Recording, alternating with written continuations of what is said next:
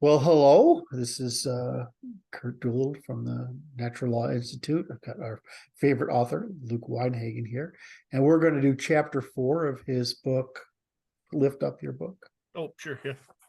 Lift Up Your Book, the Primal Primer. We're going through a chapter by chapter discussion. The link to buy the book it will be in the comments below. I was actually having a little fun here beforehand because we're warming up. Why? Because I was on a business meeting beforehand and my head is in business. So I had to talk to Luke and become regrounded in reality. Usually he's pretty funny, makes fun of me and stuff like that. Today he's all business. So we're going to talk about his favorite subject. Now, Luke, can you tell this situational awareness is and what you teach just before we get into this chapter? Right. So I'm a certified situational awareness instructor. What that means is I've gone through specific training to be able to teach certain methodologies that contribute to our ability to navigate any environment, no matter the risks or threats or challenges that exist in those environments, right? So it's really about identifying and assessing potential risks and being able to respond rather than have to react to those risks. It was developed, the material that I train, it was birthed out of the Marine Corps' Combat Hunter program, which was their combat zone situational awareness program, right? The guy who started the business that I got certified through, his name is Joseph Badu. He was one of the long-term instructors of the Combat Hunter program, and he started his own business called Emergence Disrupt. And what they do is that he created a civilian adaptation of the Marine Corps' Combat Hunter program, and then it teaches people like me how to teach that material to organizations, individuals, and things like that. So that's one of the things I do professionally is I teach that skill set to churches, schools, businesses, anybody that has any kind of public facing interaction in the course of their doing business, right? So I teach their staff how to the skill set of situational awareness so that they can recognize the kind of stuff that we're going to talk about today, and two, behavioral analysis so they can get out ahead of things happening. We call it in the industry, we want to develop a capacity for being left of bang. Bang is that bad event. Bang is that significant action that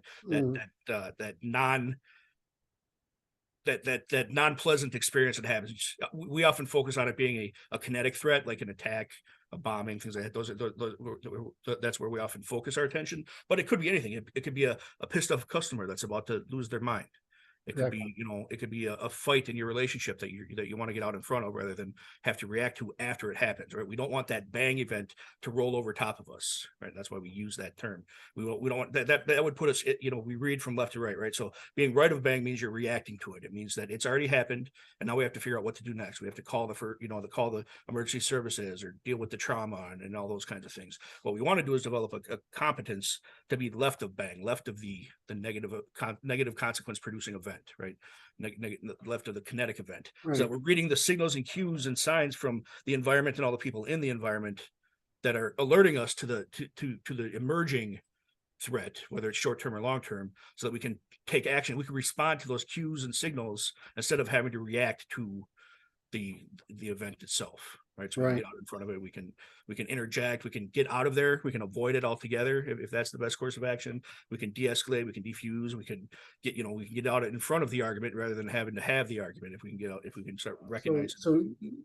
So you're, of course, I just want to read it. This is taught by the military. It's taught by protection services, bodyguards. It's taught by in intelligence. Most of the people in intelligence that do this kind of stuff come over from the military where they've learned it already. Right.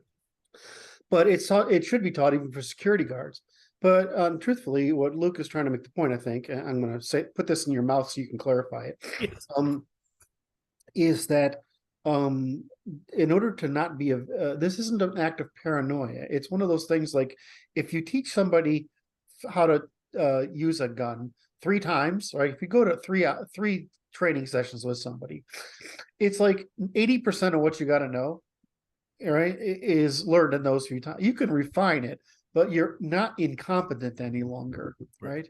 And so when I hear you talking about this, I'm like, well, the problem with a lot of people is they're just not competent in their emergency situations. And so they're victims rather than they have agency. Is that the point you're trying to get Yeah, across? there's a few things that I think this contributes to in some pretty significant ways. That's definitely one of them. You don't want to be the victim. You want to be able to assert yourself on even an ambush, even a confrontation, right? You want to have the confidence to do that. Some of the other areas where I see this in play is because we focus this kind of thing on training military and first responders and that kind of thing, but we don't think of this as just a skill for everybody.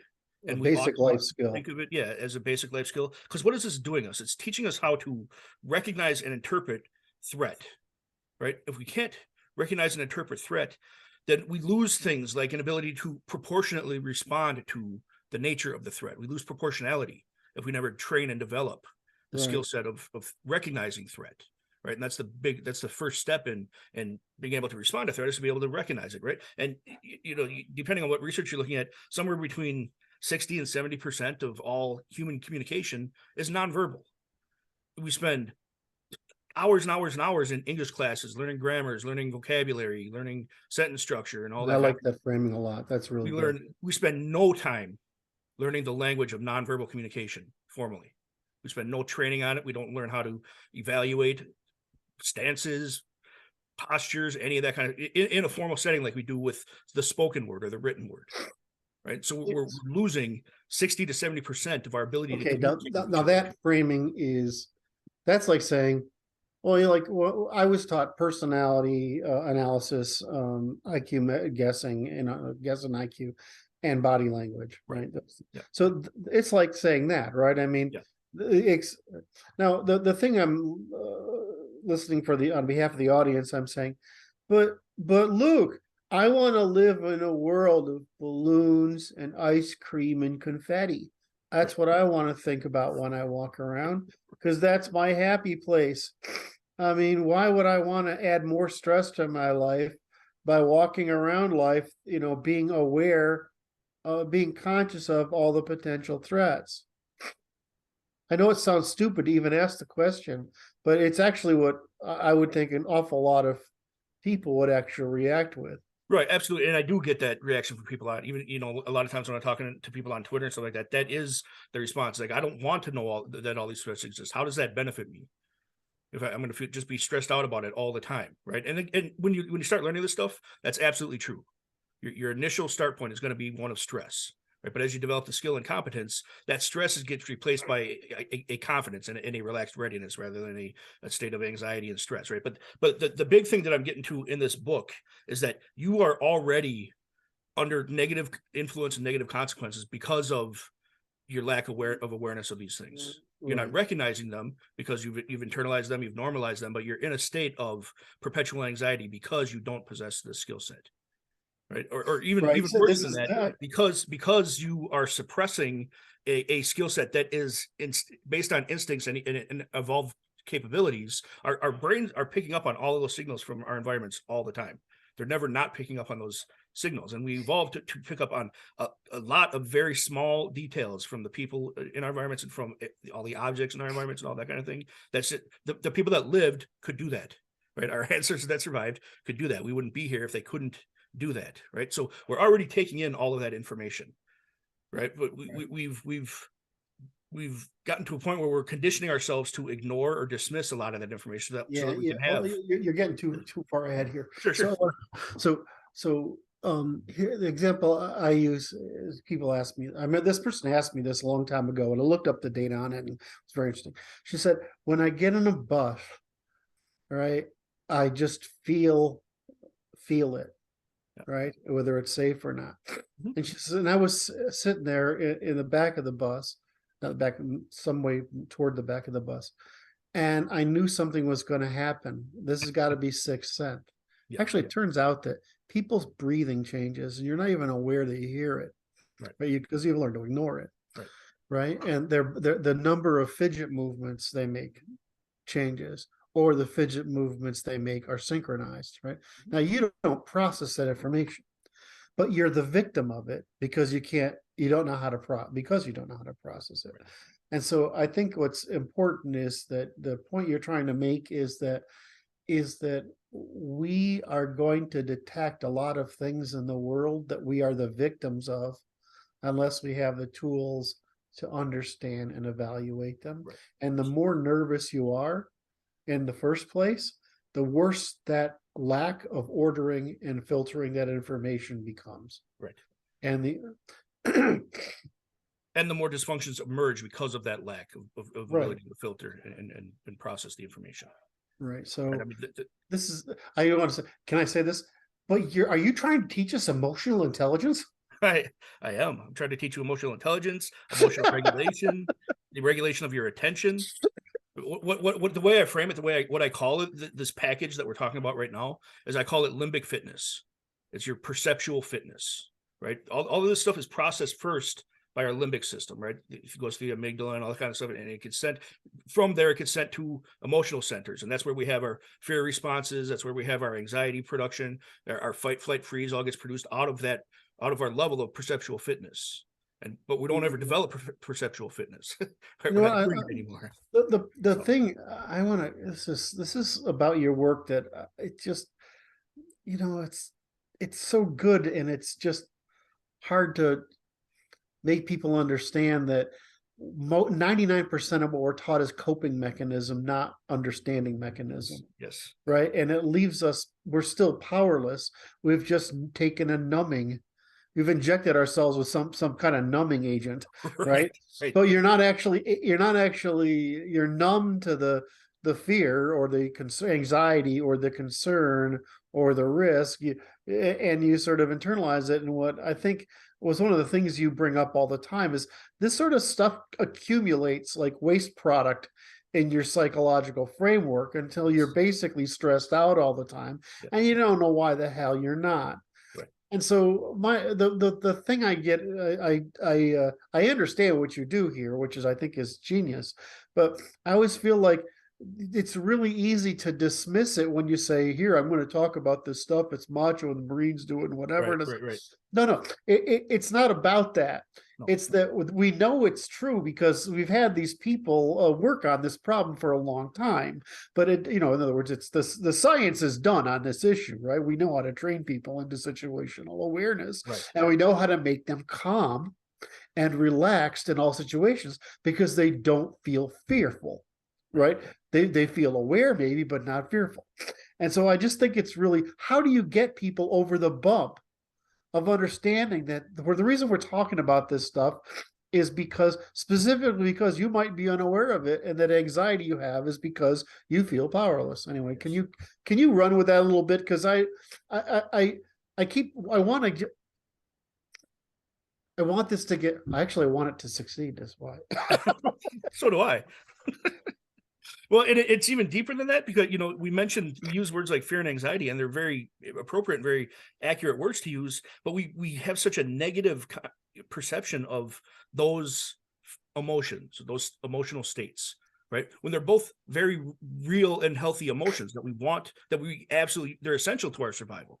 Fear and anxiety are, right? So it's when we start using them as projections rather than as triggers for action where they become a problem. Right. Fear is a part of our, it means we're accurately reading a signal from the environment that would trigger fear. That's a healthy response.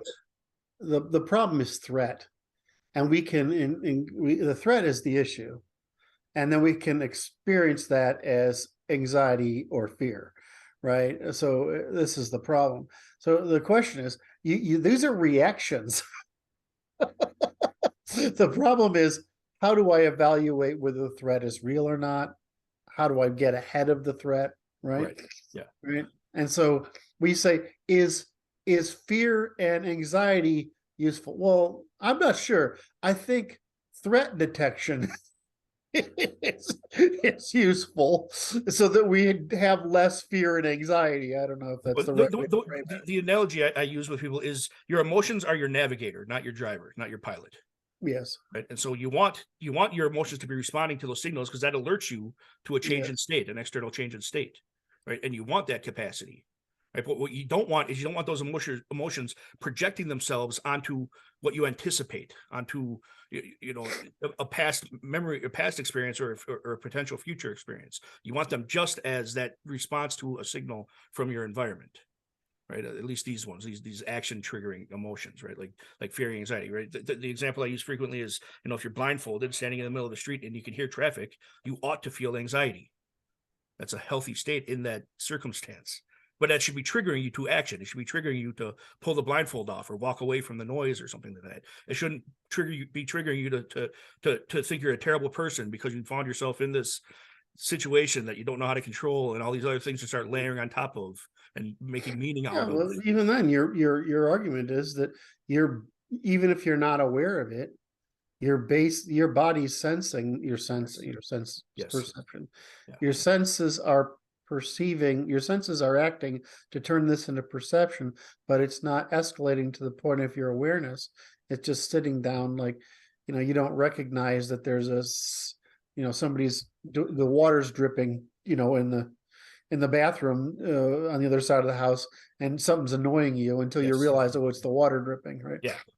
Yeah, and I think that's a bit that in my mind, the argument I make is that that's the reason that anxiety has become the top mental health problem in the West. Right? We've never been safer. We've never been more comfortable. We've never had easier access to resources. Yet there's hundreds of millions of people on anxiety medications and going through therapy for anxiety problems. And it's because they're not using that anxiety as a navigational tool to identify where that disruption in their environment is. When you're trying to get the baselines. Right. Okay, so does this get us to the introduction of the chapter, which is baseline versus anomaly, how not to get murdered? Okay, how do we go from baseline versus anomaly to how not to get murdered? That just seems like, I know what you're doing there. I'm just trying to.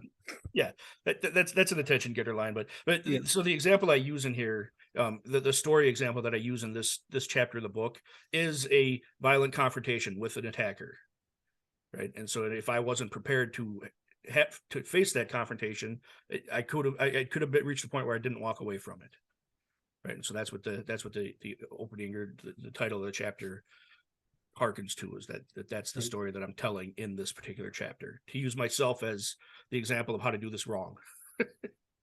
I do that a lot through the book. I'm the example of how to do this wrong. So that's how you know these things, right? Right. Yeah. I learned most of them in ways I would rather have not learned them. I would have rather gotten them from my book.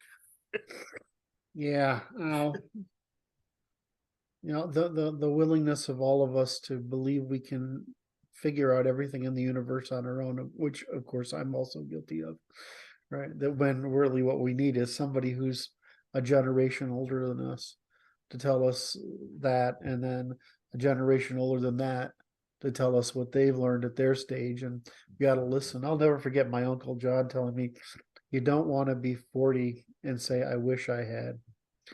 And that, I don't know, I was like 17 when he said that. And it was like, I don't know, it was like, for some reason, it was like, ran in my brain. Right. And it might have just been the honesty and sincerity and personal context in which he said it. Right. Yeah. So to get into this chapter here, and it's a lot of stuff like that, right? So as I brought up earlier, when we're talking about situational awareness, it in professionally, my mind and a lot of other people's minds jumps right to that immediate threat, that violent attack, that you get jumped on the subway or whatever. That's what we're aiming ourselves at with this learning, right? So, but in this chapter, I start off with the example of that friend of mine that committed suicide in high school. Right. And the reason I do that is because I want to reframe everybody's perception of what situational awareness means, to broaden it a bit. Right. Because the situation like that, I had signs and signals that emerged over time in his behavior, changes in his behavior, the things he was saying, the things he was doing. These were all signals that me, his parents, the teachers, any of us could have been picking up, but none of us had the developed skill set to recognize any of these things as changes from his normal behavior. Yes.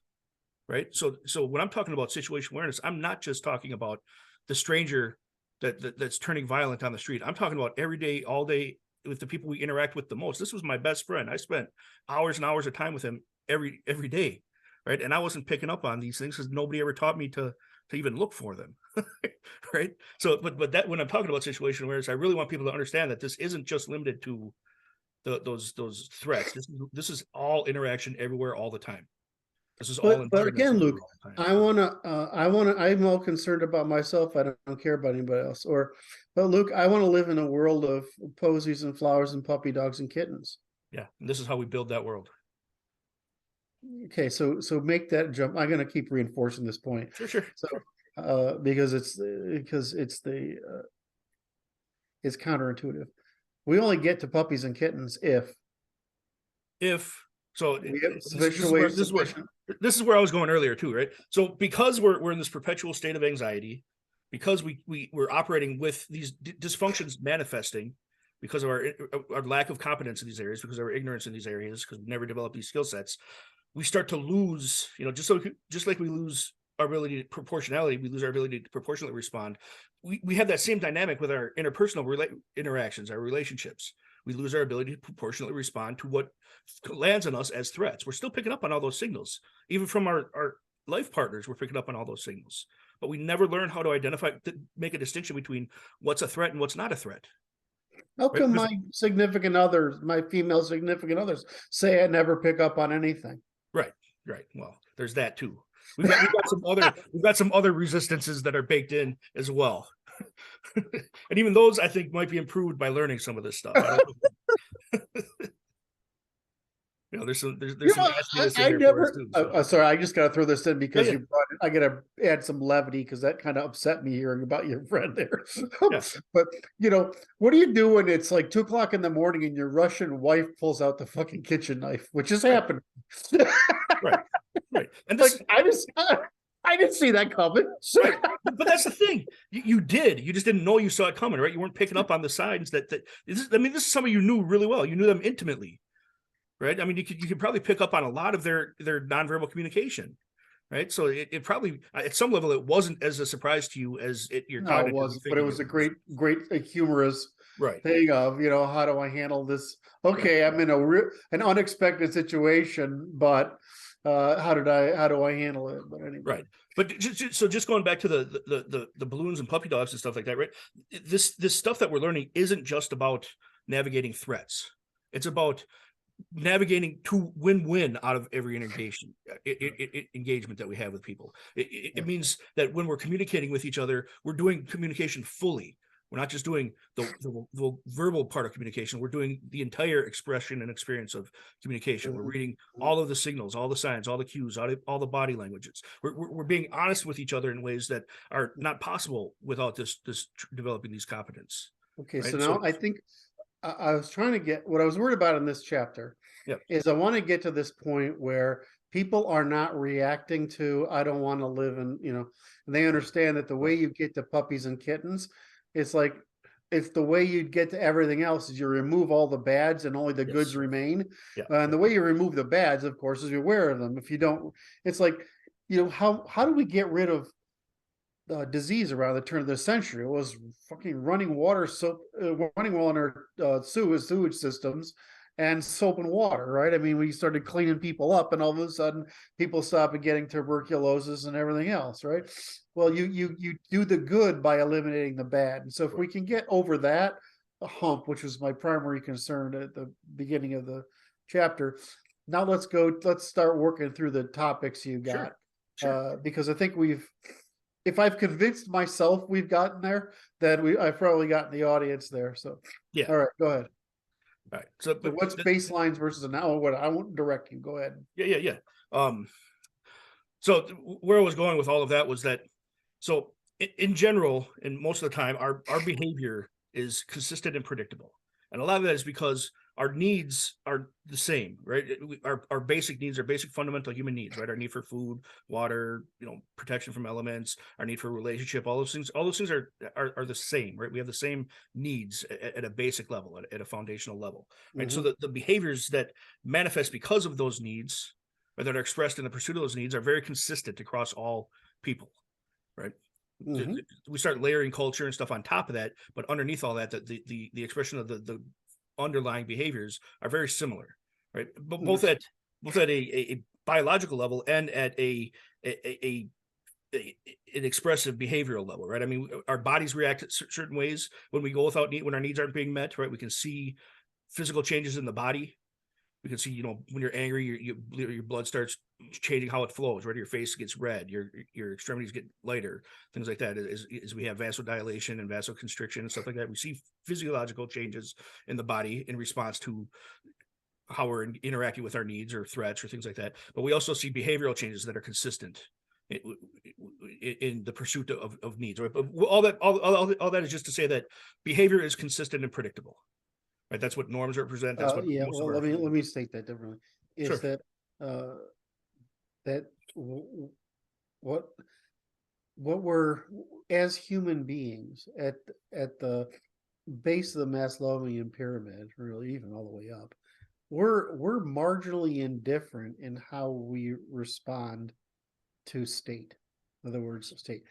Now, what state we're in varies a great deal, right? Across, and our capacity to act within that state is very, because we're younger, we're older, whatever.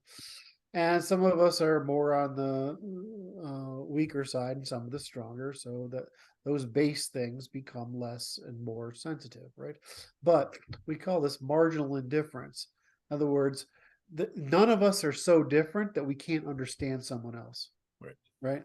Yep. And so when you look at that, there are basic traits across all people that will always manifest in the animal's display, word, and deed. Right. Okay. So what does baseline versus anomaly mean? All right. So baseline represents all of the things that you expect to be there, all the things that you experience or training or any other element that you bring to the table creates the picture that you expect to exist in whatever experience you're having. It's the environmental variables that you expect to be there. It's the behavioral variables you expect to be there. It's the people that themselves in that environment that you expect to be there. So it's everything that goes into making your expectation of that environment or of that situation that you find yourself in. Right, that is your baseline. Okay, so the example I use in the book is the coffee shop. You walk into a coffee shop and you want to identify what the baseline is for a coffee shop, right? There's certain expectations that have proven themselves to be consistent for you, right, through your experience at coffee shops. Right, you're going to hear beans being grinded. You're going to hear coffee, being brewed. You're going to see people in line waiting to order their coffee. You're going to see employees behind the counter taking the orders and dealing with the drive-through windows and all that kind of stuff. There's very consistent behavior you expect to experience in a coffee shop. You're going to see people sitting at tables having conversations and things like that, right? So this is what I mean when I'm talking about we're setting a baseline for our experience or our environment or our interaction, right? We walk in and we start to define a baseline for that. So what's scenario. normal, what's habitual, what's regular, Right. what's ordinary, right? Right. And from the broader frame that we operate from, right, we also include things like norms in there, right? Norms are part of a baseline for any kind of social interaction, right? So we don't expect to walk into a coffee shop, at least in the US, and see people standing there without clothes on, right? That wouldn't represent. I might go to that one. Right. Right. Well, it depends on Well, what it kind depends of on who's clientele they serve. standing there. Most people don't look very good naked. Right. Right. So that's what we mean by baseline, and we want to develop a skill set to quickly identify what the baseline is for any interaction, for any environment, for any situation, right? And it's just a constant state of developing the ability to recognize what are the expectations, what are the norms, what is normal for this situation. Okay, so I'm gonna just science this a bit and say, yeah. I mean, the brain basically accumulates regularities. Mm-hmm. Right. And so we're really good at identifying regularities. But the reason the brain notices anything is because it's a novelty. And so this goes right, in other words, the reason we notice things is because there's something different about them, right? Not because there's something ordinary about them. And this is the form how all episodic memory is formed, is not the identification of a novelty. That's why you don't remember the 8 hours of the day in the coffee shop where it was absolutely boring, but you remember the one asshole customer that drove you nuts. I told the Dunkin' Donuts people this morning I would go to fire their customer if they let me go, if they held him in the line long enough because the guy was being rude. Anyway, my bit of civil service today, it made the girls laugh hard anyway. Right. Anyway, so the brain identifies novelty. The thing is, novelties can be very loud. I've got a gun in your face, or novelties can be just a very whisper, quiet change in behavior that you. It's like the nervous guy at a line. You can tell something's wrong. Yep. Right. Or just the misbehavior, or when the girl says, "My sister was great at this. He's creepy. He probably is a problem because she's fucking 12 and she's just one of those girls. And that guy's creepy. What is she noticing? He's just behaving oddly, right? Right. So how do you so there's baseline anomaly, or there's habit or regularity, and novelty. And when a novelty or anomaly arises, how do you train yourself to look for subtleties rather than, because by the time he sticks a gun in your face, you haven't got ahead of the problem. Right, exactly. Well, and one of the big things that I focus on with people, and what the training focuses on, is you're developing of the baseline. It can't stay an unconscious process, right? You have to approach it the same way we approach all the other problems that we face. It has to be a process of continuous recursive disambiguation of your current state. Is how you're describing, is how I would describe setting a baseline, of course, right? And so it's never a disengaged process; it's an active process. Can I ask that? Yeah. I know the way I do it. It's just I've been doing my whole, because my reasons, I've been doing it for my whole life, right? I can't stop myself. So you're saying it's always that, or it'll eventually turn, if you make it a conscious process, it'll become an unconscious process. Yeah, you make it right now. It's an unconscious, ignorant process. We want it to be an unconscious, informed process. Informed process. Okay, I got it. And that's the big distinction here. Is we have to practice it, so it has to be conscious long enough for it to be an informed process. But then it will start to slip into being an unconscious, informed process. That's where we want to get. But first, we have to break out of our unconscious, ignorant process. So that's what the training and the practice of it starts to become. So, but you segued perfectly the concept of the anomaly, right? The anomaly is any deviation from what you expect in that situation or environment or interaction, right? And when we're looking for big or small, any kind of deviation, what we're looking for, I'm not going anywhere. I'm out of water. Yep. So the big thing that we want to pay attention to here is that deviations, the anomalies, and I use the term anomaly rather than any specific term, because it's not limited to just human behavior. It could be an environmental anomaly or anything else that deviates from the expectations, right? But the important thing to know here is they can be above the baseline or they can be below the baseline, right? So an anomaly above a baseline means something has been added to the environment that is not expected to be there, or that's unusual to be there, that breaks the baseline by being added. An anomaly that falls below the baseline means something is missing or has been removed from the environment that we would expect to be in that environment. I mentioned earlier that in the States here, if you walk into a coffee shop and people are standing there naked, that would be something removed from the baseline, right? Their clothes are missing. Their clothes have been removed from the baseline that we would expect to experience in a coffee shop. That would be an anomaly that falls below our baseline, right? And that's the distinction we make between the different types of anomalies, right? But the anomaly itself is just any deviation from the baseline. Okay, you use the word deviation, naked, coffee shop, removing clothes. I'm getting a very interesting sort of framework for thinking about variations here. So there's a lot of deviance going on. So you've got how many? 1, 2, 3, 4, 5, 6, 7, 8. So you've got a baseline, which is what's normal or habitual or whatever.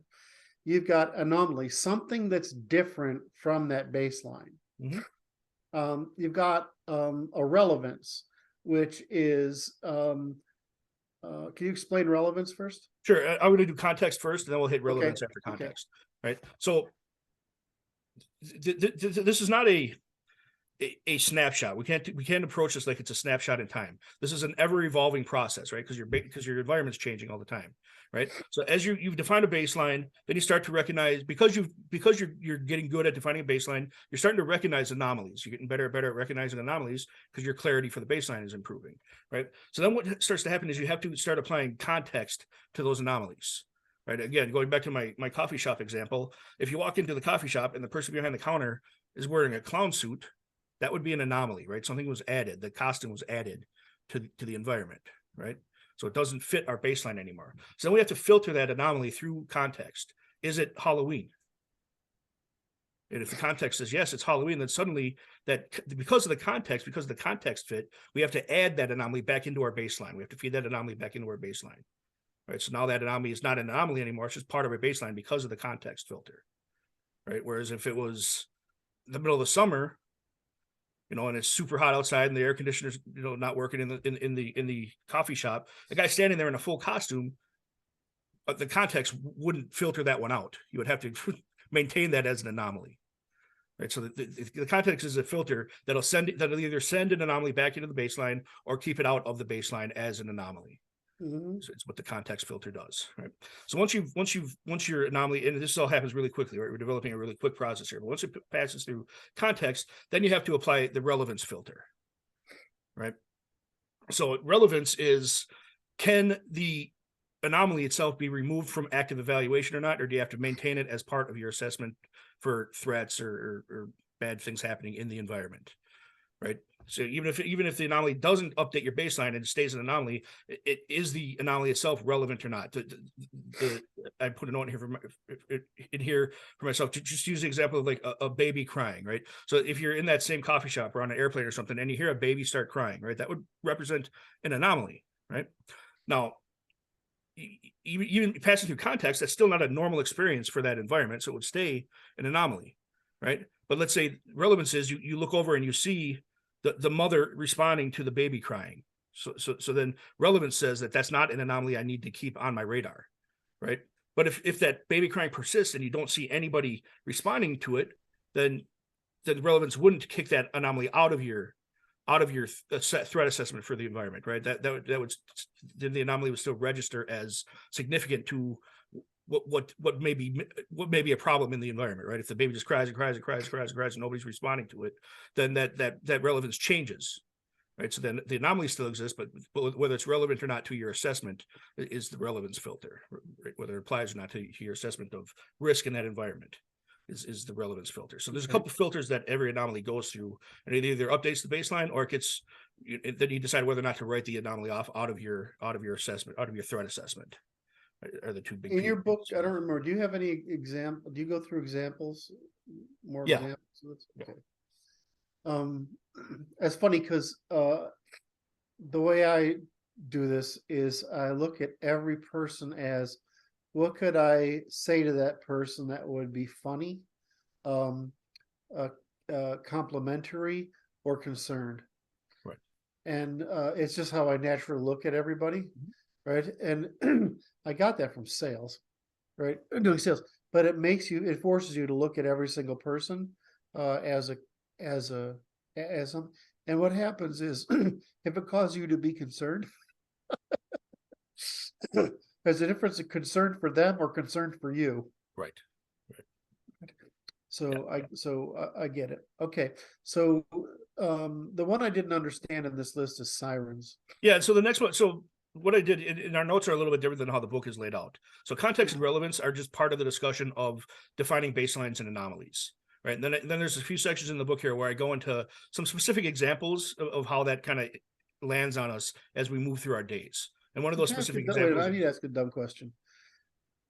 I assume that these are terms that are familiar in the industry. The sirens and scams and stuff. No. Those are mine. But baseline, anomaly, context. Yeah, context and relevance. Okay. That's why I mean, like they sound like they came out of the military. Yeah. Okay. So that's okay. I got that. Okay. That's an industry specific vernacular, but it's a neutral vernacular, and that's why we use it. So okay. I just like I I would have done this like in ordinary language, but now I get why it matches that thing. Okay, got it. So sirens, explain sirens. Yeah, well, just one quick note on that. The reason I don't change language is because I'm going to use this same vocabulary throughout the rest of the book. I get it. This just concept here is kind of a foundational concept for a lot of the material that happens later. I see. I see. Okay, got it. Well, then somebody else who runs into that will understand that my question, and the answer will be solved for them. So these are just some of the examples I use in the book, right? So sirens is an anomaly that a lot of us experience fairly frequently, right? We're driving down the road and we hear the sirens and see the flashing lights and stuff behind us, right? We've encountered it enough, and it's even part of, for at least in when I learned how to drive, it's part of the law, and part of the teaching of driving, accounts for this anomaly, right? This disruption in the normal experience of driving, right? So there's an anomaly that's officially recognized by law in this case, right? So you hear the sirens behind you. What do most of us do? We get out of the way. We pull off to the side of the road so the emergency vehicle can get through the center lane or whatever it is, right? Things like that. And we just we've gotten to the point where we just kind of dismiss it. Right? Yes. So this is a good example of an anomaly that we all recognize, that we all are confronted with on a frequent basis, but it's also an anomaly that we all just conditioned ourselves to dismiss. We respond to it, briefly, and then we dismiss it. Right. So that's the point of that section there. I'm just, again, these are just kind of examples. So, okay, now I get it. That's what I didn't understand. So the four things are baseline, anomaly, context, and relevance. Yes. And then sirens, and the other next ones are examples. Okay. Yeah. They're just subsections of this chapter. That's why I didn't get it. So scams. Yeah. Scams, right?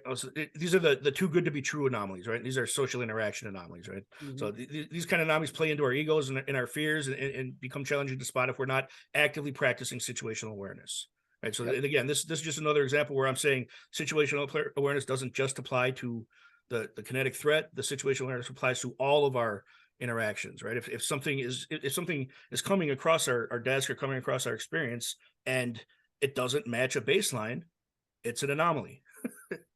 Right. So all of these phishing emails, all of these, get rich quick programs, all that kind of thing. Do they really match a baseline that you've ever established? Probably not. So then you have to look at them and evaluate them as an anomaly. Right. And I use an example in here of a family member that didn't do that to some pretty significant negative consequences. So. And then, of course, you can't have a good book without talking about sex a little bit. So this has to be in here as well. Of course. And there's a lot of baselining and anomaly detection that goes into the mating process that we're not doing very well. Right. So I call this the wolf in sheep's clothing anomaly. Right. So the threats that try to make themselves out to not be threats. It's very common with the longer term threats, right? With the deception threats and things like that, where they're trying to use the environment, right? If you're out in a bar or something, they're trying to use the fact that you're at a bar to mask their intent. They're trying to use our biological responses against us to compromise our ability to assess anomalies, things like that, right? So we talked quite a bit about novelty so far.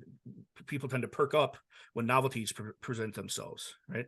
So these wolf in sheep's clothing, they will use that. They'll try to become novel, try to key into what you find novel, and then slot themselves into those novelties, so that you're more apt to intake them as novelties, right? So this reminds me of,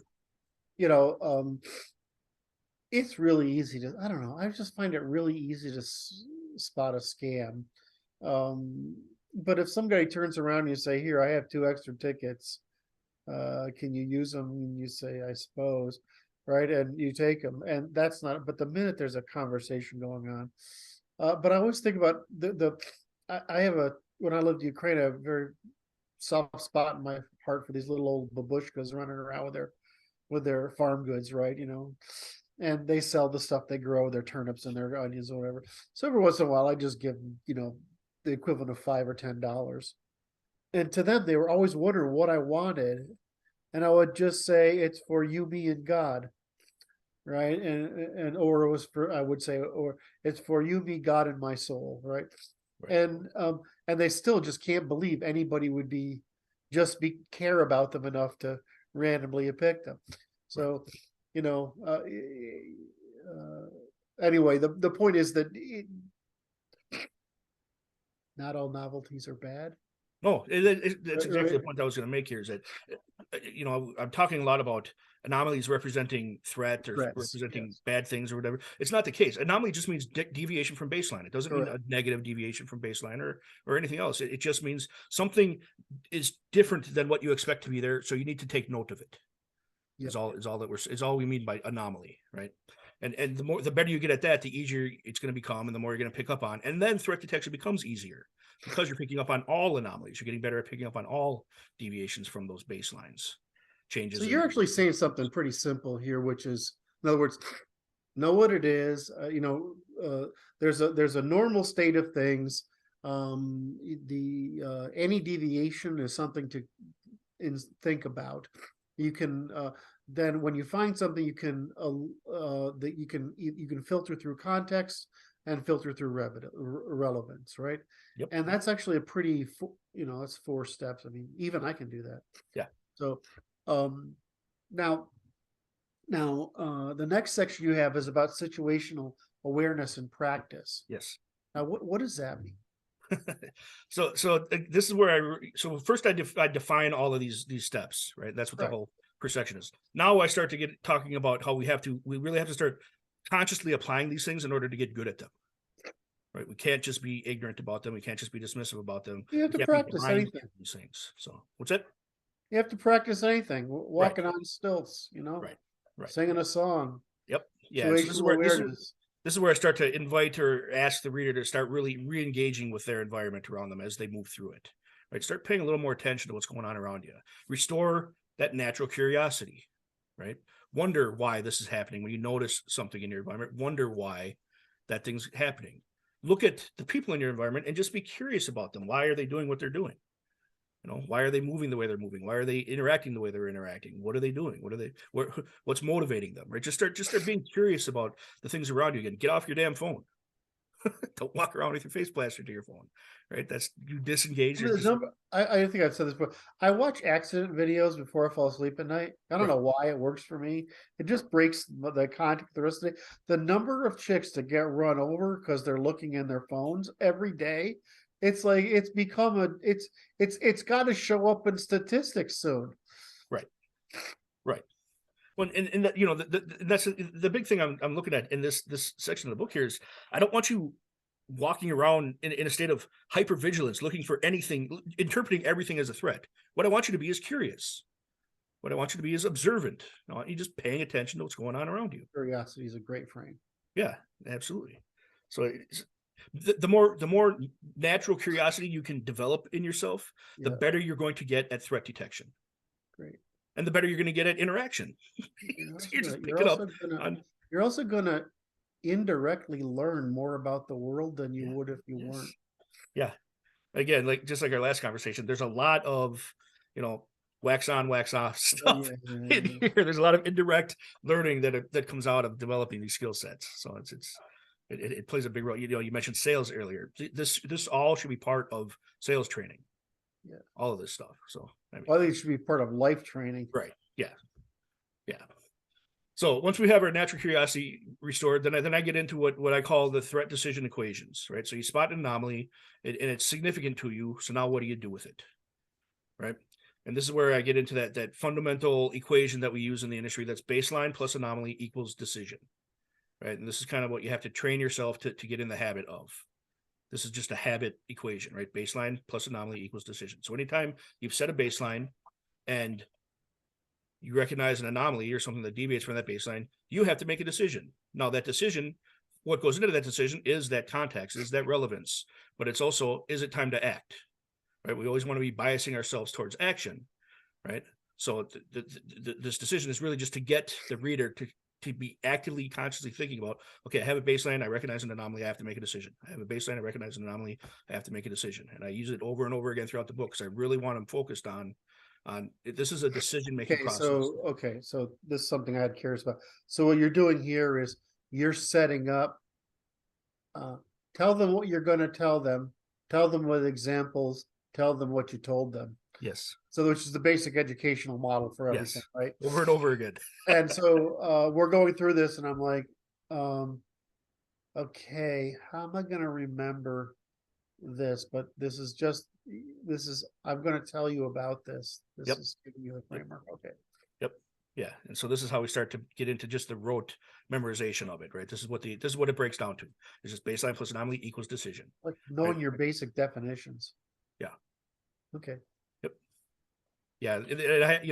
Like any new concept, there's just some groundwork that has to be done before you can really start pushing the concept itself, right?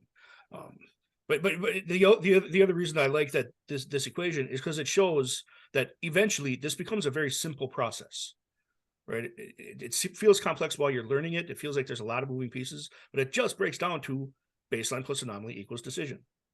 Yeah, I get it. Right. And then the next one is just kind of I'm trying to be warm and fuzzy. I know, but I think about the people who don't know. Yeah. I'm just trying to handle objections, and Yeah. I'm like, look, be curious, right? Yeah. Walk around life, be curious, which is basically situational awareness. And there's normal stuff, the stuff that's not normal. If something, the trick is that some abnormal things are quite subtle, and some abnormal things are not. I think most situational awareness requires being aware of. I'm not sure this is coming across here. The things that are more subtle, right? Rather than the things that are. Don't wait till they're obvious. Yeah. Be curious, so don't wait till they're obvious. Which is you mean by get ahead of them. Yeah. Yes, yeah, and in later chapters we get into very very specific tools to use to start picking up on the less and less obvious signals from the environment. That's what a lot of the rest of the training is under the topic of situational awareness, is those specific methodologies, those specific tool sets to start picking up on what those real subtle cues are. And there's whole fields that explore each one of them in detail. Sure. So and we go into some of those. Oh, now you got me really freaking interested. And one of the big things in this section that I introduce is we start to talk about clumping of cues or clumping of anomalies, right? So let's say you run into an anomaly and it doesn't quite meet the threshold of something you need to respond to in your decision making process. But if you get to 2 or 3 anomalies in an environment, you need to do something in that environment. You need to take an action. You need to either get yourself out of there. You need to create an anomaly yourself so that you can push what's causing the anomalies to manifest or emerge or something. You need to do something. You need to take some sort of action in that environment once you've hit at least 3 anomalies in an environment, right? We really want to start building that at the same time as we're building the competence. We want to start building our bias towards action when we're doing our situational awareness, right? So that's why I introduced in here the rule of 3, right? So if you hit 3 anomalies, do something. Your decision has to be about what you're going to do, not do I keep looking for more anomalies, right? So but we want to cluster our anomalies, right? We also don't want to be, the hair trigger. We don't want to go off on every single anomaly. We want to make sure we're applying context and relevance and stuff like that. So there's really, there's nuance in here that you have to play with as you develop the skill set. Right. But the big thing to take away from that is if you're hitting multiple anomalies, if you're hitting a clump or a cluster of cues or signals from your environment, there's something going on there that you need to get away from or suss out. But you cover this later in the book, right? Okay. Yeah, absolutely. So what is primal situational awareness? All right. So we go back, the primal situational awareness. This is where I bring back the conversation or bring back the concept of we evolved to do this kind of thing, right? This is not like some strange new skill set that we're introducing to humanity. This is restoration of bringing us back to basic human behavior. Right. Yeah. I mean, this stuff that we're talking about here, it's how we reach the top of the food chain. Right. I mean, we're able to project in ways that no other creature is able to project, but we can only do that because of our ability to observe the baselines that we're observing. Right. Our ability to project is a form of active creation of anomaly on a baseline. Right. Yes. We're baseline hunters. We don't scent track our food, right? Yeah. We're not picking up on actual physical particles in the air. Our noses aren't sensitive enough to do that. We're not visual hunters like a lot of other animals are. What we are is baseline hunters. We know the behaviors of our prey. We hunt them based on their behavior, right? So we're baseline. I think that's hunters. That's other great framing. Thank you. That's really good. Yeah. So I mean, it's truly what humans evolved to do, is be the world's top baseline establishers. Right? That's It's such an advantage over right. everything else. Right. And besides, I don't understand that animals that smell the world. A lot of the world doesn't smell very good. Yeah. No. Anyway, I live with small children. I'm aware. All right. So what's next? So just a little bit more on that the primal situation awareness, right? So that means we have to become the predator, but what we're hunting is not prey so much as we're hunting anomalies. We're actively searching for them. We're going back to that framing too. that Hunt- active hunting mindset, for that active anomalies. hunter. Right. Curiosity, hunting for anomalies. Beautiful. Yeah. And we want to be able to, as we're building our level, our accumulation of experience, we want to spend some time thinking like the bad guys. How are they looking at this environment? What are they looking at this environment, and what opportunities are they seeing? Right? What anomalies in here are they going to exploit? Because that's going to alert us and start teaching us to look for those anomalies. Yeah. Right.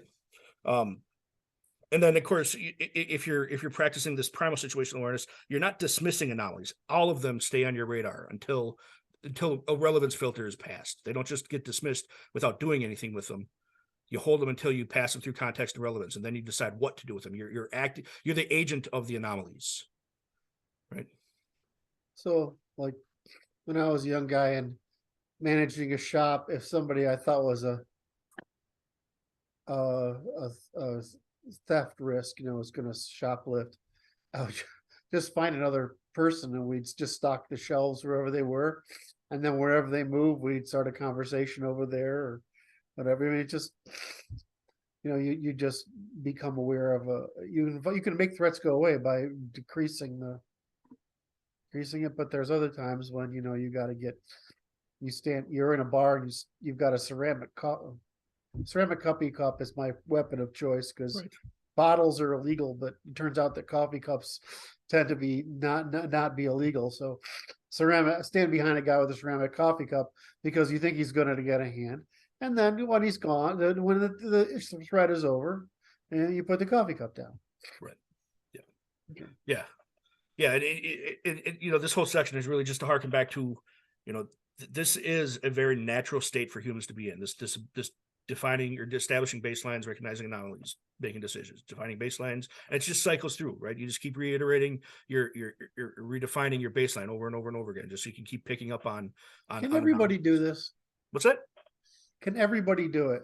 And I think everyone that doesn't have an actual physical handicap can do this stuff. This is we have to learn it now because we trained ourselves away from it, but we would have just learned this in the same way that we learned walking. Yeah. Right. We wouldn't have had to take classes on learning situational awareness because nature would kill us if we didn't have it. So it's like you can train women to be cops. You can train them to, there's plenty of women. I was thinking about the women I know that are goofy. They can learn this stuff. That's no problem. Yeah. It is, especially if it's their job, right? Right. But okay. And in my framing, I genuinely believe that most of this stuff should be well set by the time we're 10, 11, 12 years old. So long before the significant changes or distinctions between male and female start really emerging. You want to just go, I learned this by natural environment because I'm old enough that we used to just punch each other in the face all the time. Right. Yeah. And I learned this stuff like, you just had to be because that's what life was like in the 60s. Well, and a lot of the way I'm presenting this stuff is because I saw in my own kids and their peers and the way they're interacting with each other, they're not learning this stuff. That's why the reason I have to break it down to the point where I break it down to is because they're just not being exposed to any of this in their life. It's not part of their experience as they navigate the world. So there's truly an abandoned skill set that we didn't even recognize we abandoned it in making our world as safe as we have. It's one thing abandoning it. It's one other thing of boxing. You're putting yourself in a cage you don't realize. Exactly. And that's because we didn't recognize that this got abandoned. They're putting themselves in a cage that they don't even know they're putting themselves in. Right. The sequence is understandable and recognizable, and you can kind of get why it happens, but it has to be disrupted.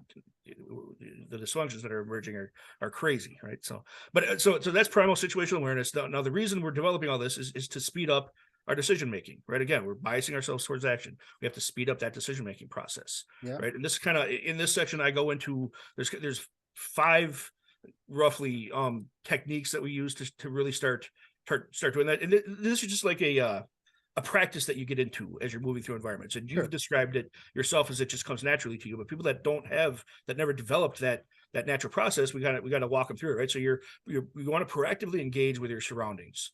Right? I got to interject that. I just put myself in the frame of somebody who didn't have that. While you're talking, I just tried to imagine, if I didn't have this, how I would feel. That's a very disconcerting feeling. Yeah. Imagine how entitled you would feel and how anxious you would feel all the time if you didn't have any of this stuff. It's worse. It's that when things happen, they're more dramatic. Yeah, you have no proportionality to respond to them. You know, and you feel like they're unavoidable, or you're the victim. I mean, I look at the whole millennial cohort, and I view them through that frame. They don't have this stuff. They never learned or developed any of this. We have a whole generational cohort that is lacking this entire skill set. Like I remember I was waiting outside of the YMCA for my mom to pick me up, right? Which is the story of my fucking life. When I was looking, right? YMCA because I've been to karate lessons, right? Waiting for this. And this guy comes up in the car, tries to get me to come in the car with him. Mm-hmm. And I'm like, what? No, get back inside, whatever. But it didn't frighten me because I knew what to do. Right. But now today they teach this as de rigueur, but they're not like they teach about that's a rarity, right? But what about the stuff that's like pervasive threat environment you're in that they're not teaching you about? Right. Well, and I was just posting about this yesterday, but we're teaching people nowadays. We teach them don't judge.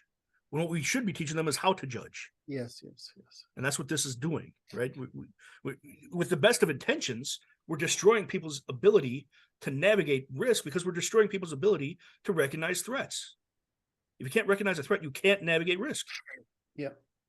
Right. I mean, it's just that you either get lucky or not, or you get your face smashed. That's the only way to navigate risk at that point. If you have no way to identify threats or risks. So I got a lot out of this, this chapter.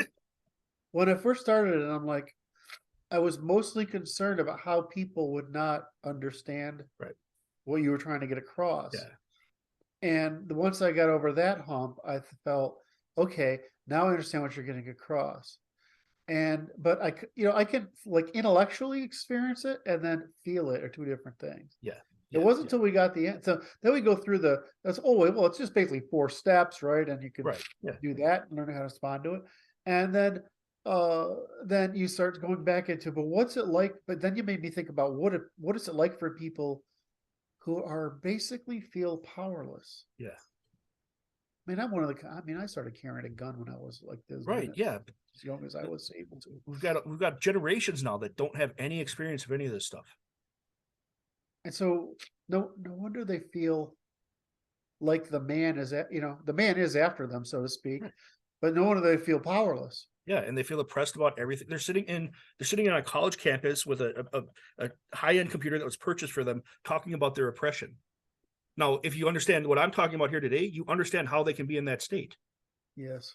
Yeah. This chapter here and the stuff that I'm talking about in here, it's a big source of the compassion that I have for the people that were antagonistically engaged with. It's because I could recognize what it means to not have this frame.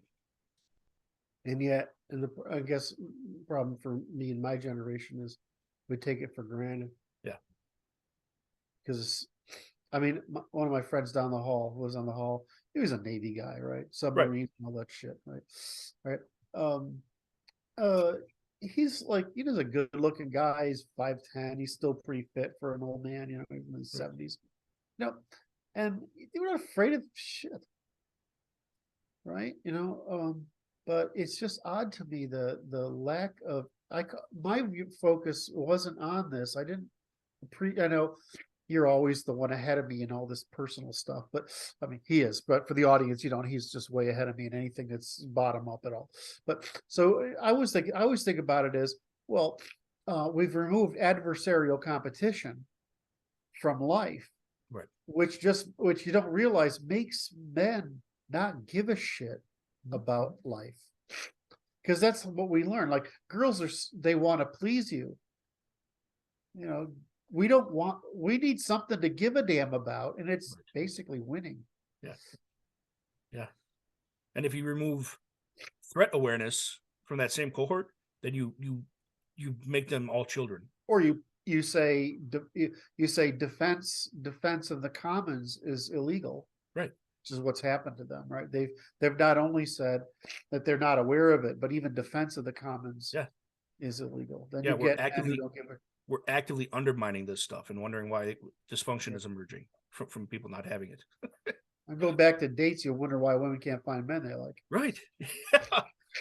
Yeah, or why it's such a hostile dating world, right? And nobody can navigate it because nobody has the skills to navigate any of this stuff. Women who are trying to be men and failing. Yeah. And men who are trying to be women and failing, and wonder why that's all fucked up. Yeah. All right.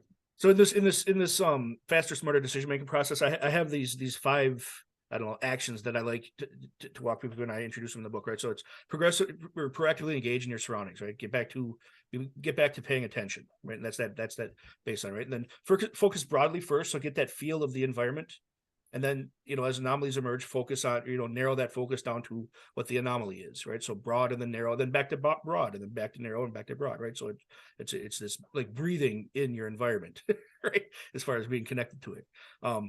Identify those changes or deviations, what we call anomalies, and don't dismiss them, right? These are all active processes in speeding up your decision-making process. And then gather just enough information to act. We want to get to a point where we're making those 70% informed decisions rather than waiting for that 100% of information, because oftentimes that means it's too late for you to be responding and you're going to be forced to react. Yeah. So we want to be biasing ourselves to actually get to that 70%. You're gonna get it wrong, especially when you're starting to practice stuff. You're gonna get it wrong. But you're gonna cover this deeper in the book, right? Absolutely. We cover this over and over again. Yeah, I don't. And then the last of these 5 points is just to make reasonable and adaptable inferences that are leading to action, right? So we're making a lot of inferences based on these anomalies. We're not doing certainty here. We're doing prediction. We're doing inference, right? And so that's the big key. And then you just keep cycling through this, and as your perception gets more accurate, your decisions will get faster and faster, right? Start building that perceptual fitness. Let me go back to where I was in the process here.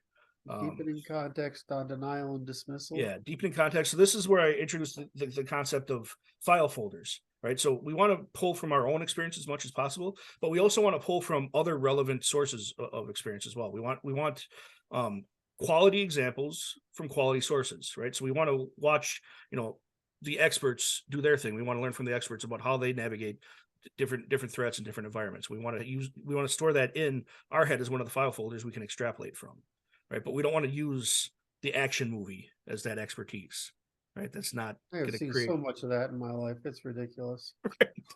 Right. So that's what I mean by quality examples, right? So we want to, I use myself as an example in a lot of book. What I'm hoping I'm contributing to there is 2 people's file folders. They can extrapolate from my experiences in addition to their own, right? So you want to find as many sources for that as you can, as many sources that are providing demonstrable feedback that's applicable, that you can extrapolate from, just to deepen those file folders. Okay. And that's what I mean by deepening context. Just get as many sources for that as you can, but make sure they're quality sources. And then on denial and dismissal, it's the enemy of situational awareness. And this is we're conditioned to do a lot of this stuff, right? And some of it's just a natural response. We're pattern makers, right? We want to fit things into patterns.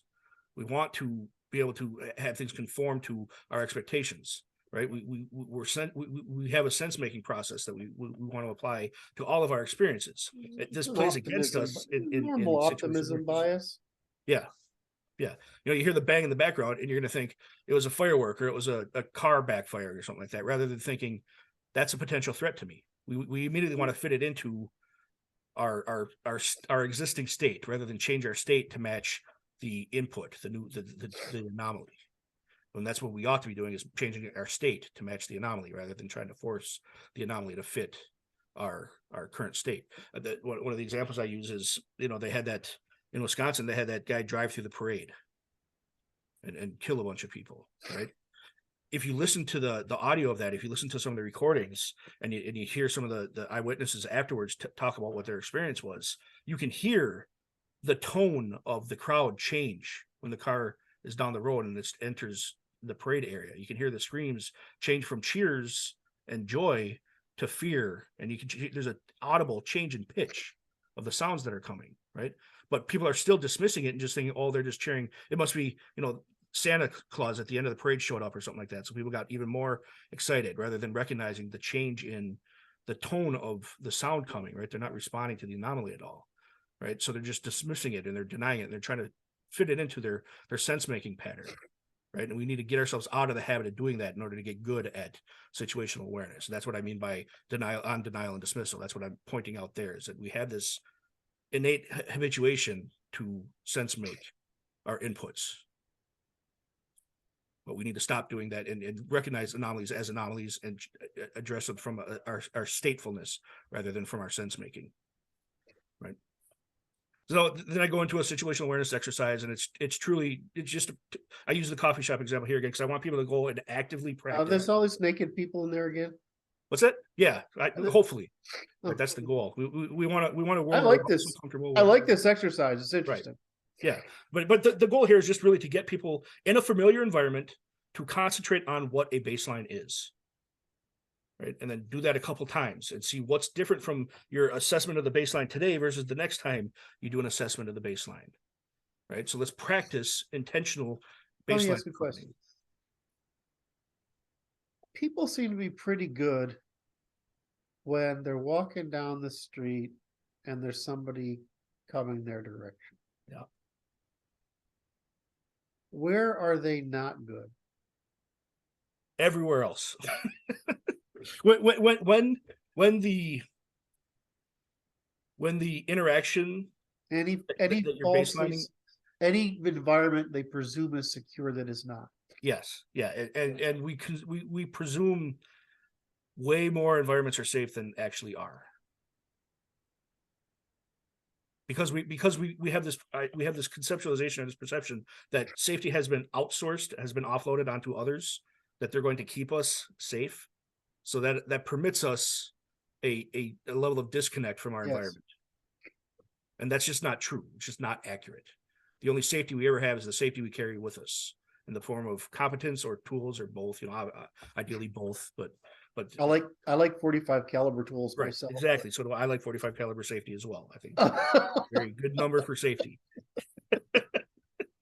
But that's one of the other hurdles that I'm trying to overcome with this, is that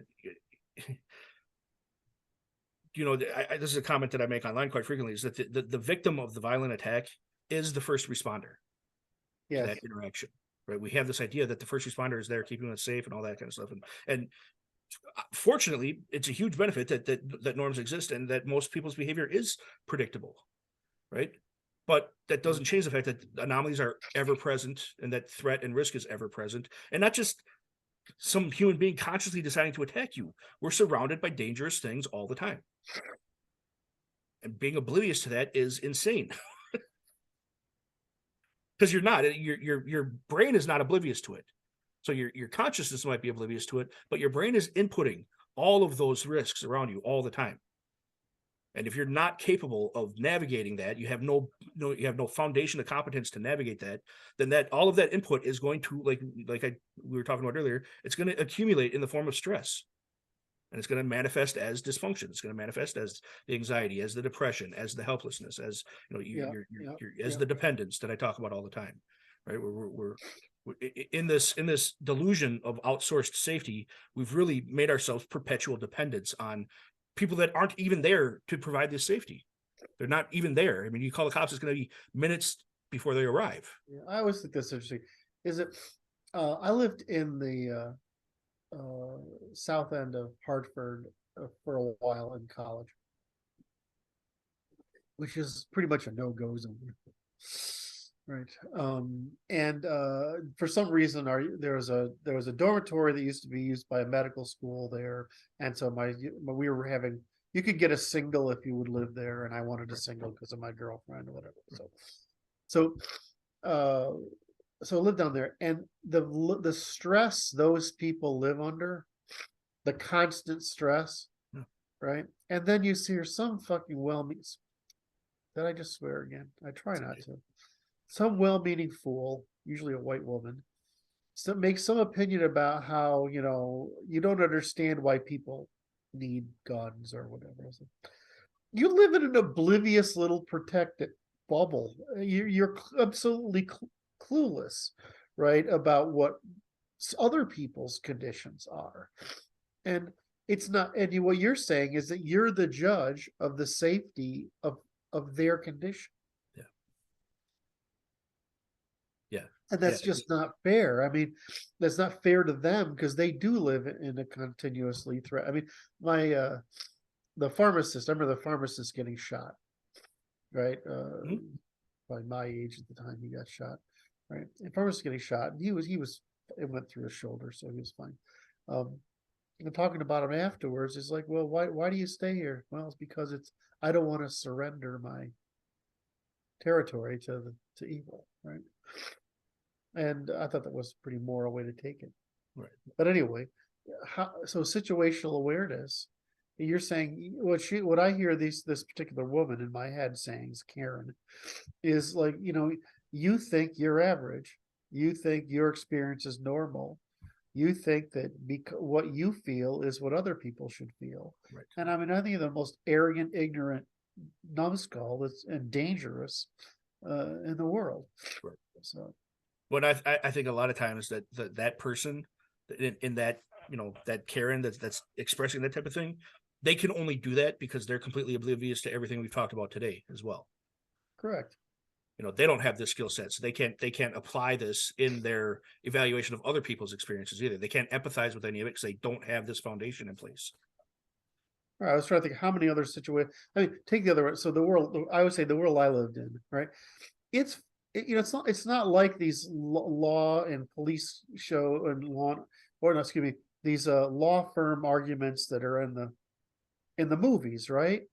People are assholes. There's a lot of lying going on. Nobody's all that cunning when they're saying anything, right? It's highly manipulative, highly deceptive. And the judges aren't, and the prosecutors and the lawyers aren't that smart, right? It's way more trashy than it comes across. And I'm not going to name names, but I have had some of the best law firms in the country work for me at some point or another, and you would believe the shit they suggest to you. So, I mean, this kind of thing, it doesn't matter if you're in the north or south end of Hartford or you're in the, you're in a coffee shop in an urban area, or you're happen to be in a bank at a suburban bank or shopping center, or all the way up to the halls of justice. There's the same problems everywhere. It's just that if you live an adequately boring and irrelevant life, you're not in any of those conflict environments. Right. Yeah, and you've gotten lucky to avoid conflict anywhere else. I mean, most the stuff that's interesting or weird in the world, right, happens in conflict environments. Yeah. Well, no organism changes when it's comfortable. Right. So all of evolution is antagonistic. So anyway, all right. So I enjoyed our talk today. I think that's it, right? Yeah, that's that chapter. Right. Again, it's just I think it's one. I felt like I was rushing a little bit, but I'm like, I want to stay under an hour and a half, and I know that we're going to go 2 if we don't. But I'm sorry if I rushed you a little bit. No, it's good. It's good. It's just this is a big one. This is kind of foundational to a lot of the other material in the book, right? And but it's also, just to reiterate, it's not just a threat skill. It is a human interaction skill. It's a human skill. It's a foundational human skill. This ability to establish baselines. We wouldn't be human without it. Yes. Well, I thought I was going to close the discussion earlier, so I summarized what I thought already. Right. I don't want to repeat myself, but I got a lot out of this, and it was very different from what I thought it's very different from what I thought when reading the book, and it's different from what I thought going in. Yeah. So thank you very much. This is Absolutely. really fascinating. Yeah, I right. appreciate you spending the time with me today. So All right. So this is the links to his book and everything, all his business is gonna will be in the text below. And thanks for watching. thank you.